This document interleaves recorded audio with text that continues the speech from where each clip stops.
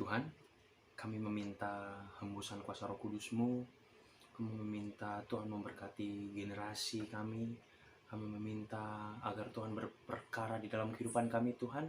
Karena kami tahu bahwa segala sesuatu yang kami lakukan, jika tidak didasarkan oleh kemauan Tuhan, ataupun jika kami tidak mengalaskannya dengan doa, maka segala sesuatunya sia-sia. Tapi kami percaya bahwa ketika Roh Kudus Tuhan berhembus di dalam hati kami, di dalam kehidupan kami, kami percaya bahwa Tuhan akan mengubahkan kehidupan kami. Kami percaya bahwa Tuhan akan melakukan perkara yang besar. Kami percaya bahwa Tuhan akan melakukan yang terbaik dalam kehidupan kami. Kami tahu Tuhan, karena Tuhan itu segala yang terindah yang dapat kami harapkan dan kami tinggikan dan kami muliakan. Terpujilah nama-Mu Tuhan. Kami berterima kasih atas segala penyertaan-Mu di setiap langkah kehidupan kami. Di dalam nama Yesus kami meminta kuasa Roh Kudus Tuhan. Amin.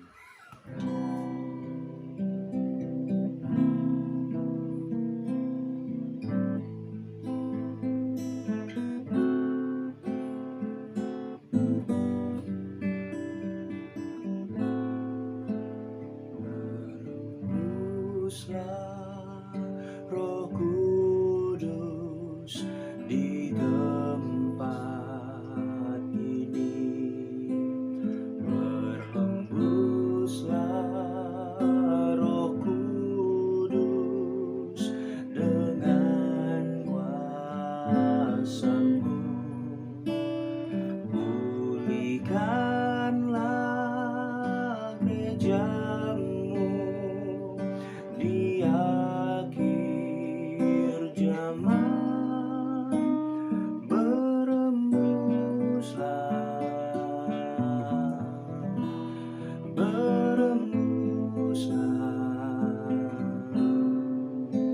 sekarang.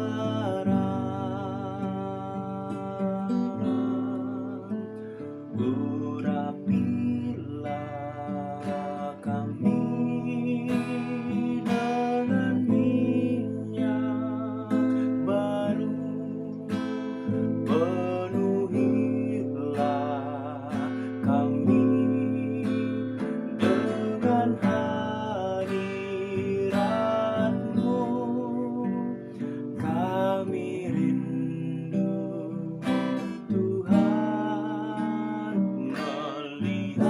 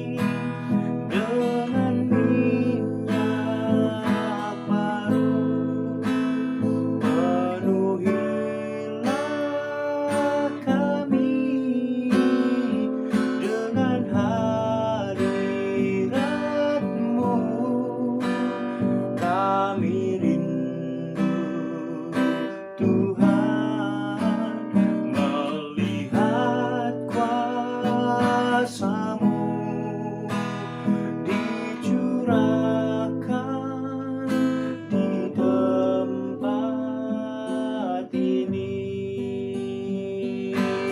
Oh, urapilah kami dengan minyak baru, penuhilah kami dengan hadirat-Mu. Kami rindu Tuhan, melihat kuasa-Mu dicurahkan di tempat ini. Kami rindu Tuhan, melihat kuasa-Mu dicurahkan di tempat ini. Oh, dicurahkan di tempat ini.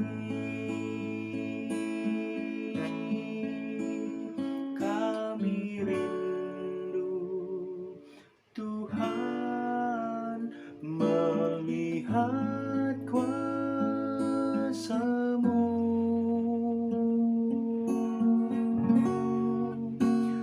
dicurahkan di tempat ini. Kita semua pasti merindukan kuasa Tuhan dengan urapannya yang dari surga. Kita semua rindu sekali agar Tuhan itu bekerja di dalam kehidupan kita sesuai dengan apa yang kita rencanakan.